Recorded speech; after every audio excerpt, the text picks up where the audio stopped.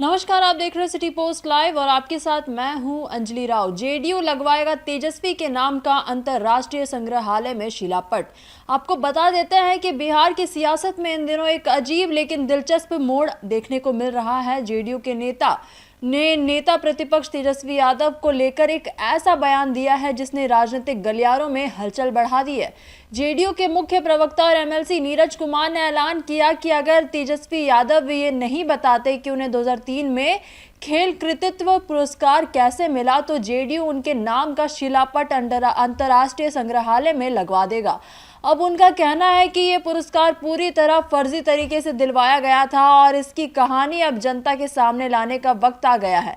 आपको बता दें, दूसरा मुद्दा था तेजस्वी यादव को लेकर ही पूरी तरीके से ये मुद्दा हमें देखने को मिल रहा है, जो पूरी प्रेस कॉन्फ्रेंस का सबसे विवादास्पद हिस्सा बन गया। नीरज कुमार ने आरोप लगाया कि 2003 में जब तेजस्वी यादव को खेल पुरस्कार मिला तब उनकी मां राबड़ी देवी मुख्यमंत्री थी और ये सम्मान राजनीतिक दबाव में दिया गया। उन्होंने कहा कि अगर तेजस्वी खुद सामने आकर ये नहीं बताते कि उन्हें पुरस्कार किस आधार पर मिला तो जेडीयू खुद इसका खुलासा करेगा और इतना ही नहीं, इसे अंतर्राष्ट्रीय संग्रहालय में शिलापट के रूप में भी दर्ज कर दिया जाएगा। अब इस पूरे मामले में क्या कुछ बातें हुई है इस पूरे प्रेस कॉन्फ्रेंस में, आप देखिए वो video.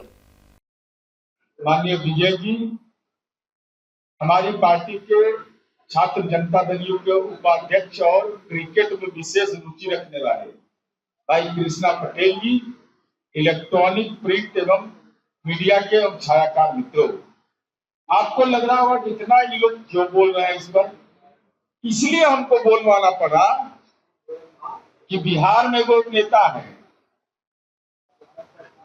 I am also a cricketer. कोई क्रिकेट के बारे में पूछता नहीं है। विराट कोहली ने मेरे कैप्टनशिप में खेला, हमको लगा कि भाई I am also a cricketer, तो उसके बारे में तो बता चुके हैं। तो हमको लगा कि खेलो इंडिया, किनके बारे में बोले आप समझ रहे होंगे, बताने की जरूरत तो है नहीं। एक को झूठ बोलने वाला मशीन है बिहार में, एकदम दनादन झूठ। तो खेलो इंडिया में बिहार ने अपनी जो भूमिका का निर्वहन किया, हमको इस वर्ष बिहार को मेजबानी करने का मौका मिला। मैं उसको संक्षेप में बिंदुवार आपको बताता हूं कि नीतीश कुमार जी के नीतियों का क्या असर होता है, क्योंकि बहुत लोग को नजरे नहीं आता है, जंगल राज नजर आता है, जालिम राज वाले को। ऐसा सब खेल हो रहा है। यह खेल जो महत्वपूर्ण भूमिका जिसकी है, खेल अब केवल मनोरंजन से जुड़ा हुआ नहीं है, यह रोजगार सृजन, आर्थिक विकास, सामाजिक एकता, निवेश, प्रोत्साहन, छवि निर्माण, पर्यटन आदि में इसकी महत्वपूर्ण भूमिका है। और हमको इस बात का गौरव है कि माननीय मुख्यमंत्री नीतीश कुमार जी के शासनकाल में आपने देखा होगा कि पिछले ही माह सपत टाकरा का अंतरराष्ट्रीय आयोजन किया गया। बिहार में एशियाई महिला हॉकी चैंपियनशिप हो चुका। अब 2018 में देश में खेलो इंडिया की शुरुआत हुई और पूरे देश में 29 राज्य, हमारी रैंकिंग 28वां था, 28वां, 28th पोजीशन पर हम थे। और 2024 में हमारा रैंकिंग हो गया तो 21वां, मतलब 6 वर्ष में 7 हमारी रैंकिंग का सुधार हुआ। 28वें स्थान पर थे, पहुंच गए 21वां स्थान पर, और 2025 में पहुंच गए 15वां पर। 6 अंक हमारी रैंकिंग में सुधार हुआ। मैं पूरी चुनौती के साथ कहना चाहता हूं, देश के किसी भी राज्य में अगर रैंकिंग के मामले में सुधार में ऐसा एक राज्य बता दीजिए देश के अंदर में जिसने 1 वर्ष में 6 पॉइंट में अपनी रैंकिंग का सुधार किया। एकमात्र बिहार वह राज्य है। माननीय मुख्यमंत्री नीतीश कुमार जी की नीति के बदौलत जो उन्होंने खेल के क्षेत्र में काम किया, देश में उदाहरण है नीतीश कुमार जी का, रोल मॉडल है खेल के मामले में। ऐसे तो क्लाइमेट लीडर है ही है, ग्लोबल थिंकर है ही, लेकिन जो उन्होंने काम किया, अब देखिए इसके बाद 7 गोल्ड मेडल में 5 गोल्ड मेडल बिहार की बेटी जीती। ये कैसा बिहार था जहां साइकिल से बेटी ने हमारी उड़ान भरी और वह आज 7 में 5 गोल्ड मेडल लाती है। यह साधारण उपलब्धि नहीं है। गांव के अंदर में ग्रामीण जंगल में रहने वाली बेटियां, जिसको माननीय नीतीश कुमार जी ने साइकिल देकर उड़ान दिया, आज बेटियां हमारी 7 में 5 गोल्ड मेडल जीत के लाती है। यह बेटियों के सशक्तिकरण का इससे बड़ा कोई नजारा नहीं हो सकता। अगर आप देखिएगा टोटल मेडल के हिसाब से तो हम 9th पोजीशन पर हैं। 36 मेडल हम लोगों ने जीता। पूरा ब्यौरा आप लोग को हम लोग डिटेल भेजेंगे।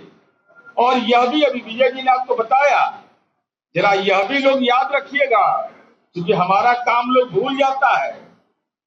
खेलो इंडिया कार्यक्रम जो हुआ बिहार में, तो राजगीर में ही नहीं हुआ, केवल वह बेगूसराय में हुआ, पाटलिपुत्र खेल स्टेडियम में हुआ।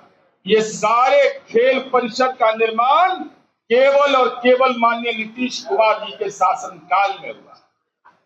और कहाँ हमने यात्रा शुरू की? चरवाहा विद्यालय से यात्रा शुरू किया था इस बिहार में, और आज राजगीर में अंतरराष्ट्रीय स्टेडियम बिहार खेल विश्वविद्यालय की स्थापना की है। अब बताइए, हम लोगों ने जो उपलब्धि हासिल किया उसकी चर्चा हमारे प्रदेश के प्रवक्तागण और हमारी पार्टी के नेता ने किया। तो हम तो अपना मेडल हमारी बेटी जीत के लाई, हमारे नौजवान जीत के लाए, बिहार का गौरव बढ़ाया, बिहार का शान बढ़ाया। दूसरी तरफ राजनीति का जालसाज, मैं पहले भी आरोप लगा चुका हूं, इन्होंने भी मेडल जीता है। 2003 में पिता रेल मंत्री तेजस्वी यादव, उस समय इनकी माता जी मुख्यमंत्री थी। 2003 में डेट बता रहे हैं, 29 अगस्त 2003 को। है बरिश का उम्र था इनका, जरा जोड़ लीजिएगा, 13 वर्ष या 14 वर्ष का उम्र था। आई खेल कृतित्व पुरस्कार ले आया। हम इसकी चर्चा इसलिए करना चाहते हैं, फोटो भी है, ऐसा नहीं कि गड़बड़ बात नहीं है, ओरिजिनल पक्का पक्का। हम इस बात की चर्चा इसलिए कर रहे हैं कि माननीय नीतीश कुमार जी के नेतृत्व में बेटियों का क्या सशक्तिकरण हुआ है।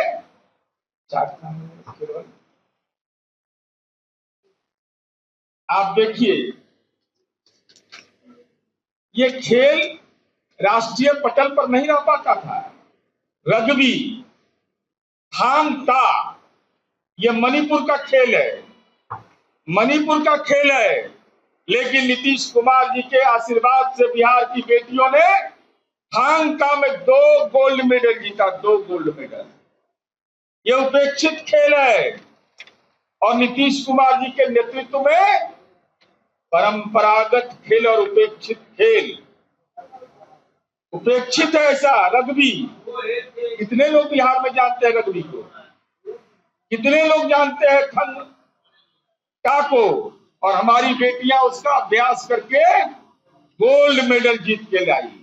रग्बी में जीत के लाई गोल्ड मेडल, थांग ता में मणिपुर का खेल बिहार की बेटी खेली और गोल्ड मेडल जीती।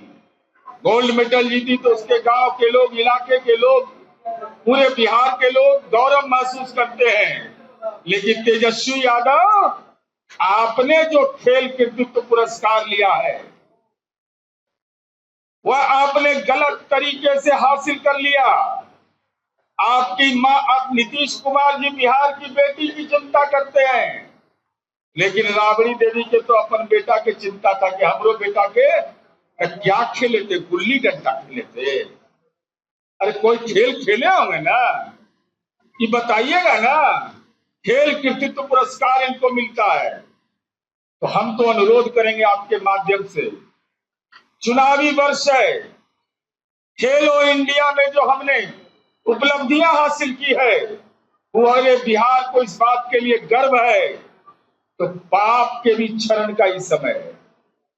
तेजस्वी यादव जी, अगर आपने गलत तरीके से खेल कृतित्व पुरस्कार ले लिया है, हम अंतरराष्ट्रीय संग्रहालय के निदेशक से अनुरोध करेंगे, आप पुरस्कार हमको वापस कर दीजिए।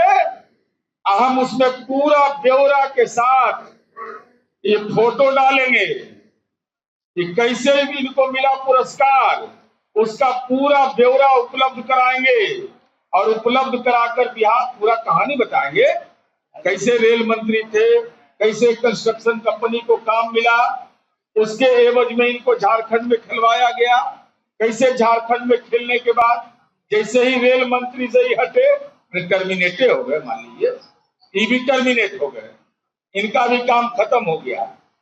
और उसके साथ साथ वो वीडियो भी लगाएंगे, आई एम ऑल्सो क्रिकेटर, कोई पूछता ही नहीं मुझसे, तो जरा पूछिएगा। तो इसलिए अनुरोध करेंगे कि लालू जी अब पटना आ गए हैं, हमारी उपलब्धियां जो है माननीय नीतीश कुमार जी के नेतृत्व में खेलो इंडिया में बिहार ने जो अपनी रैंकिंग में सुधार किया, बिहार ने देश के अंदर नजीर कायम किया, बिहार की बेटियों ने गोल्ड मेडल जीता, मणिपुर के खेल में हमारी बेटी गोल्ड मेडल जीतती है, रग्बी जैसे खेल में हमारी बेटी गोल्ड मेडल जीतती है।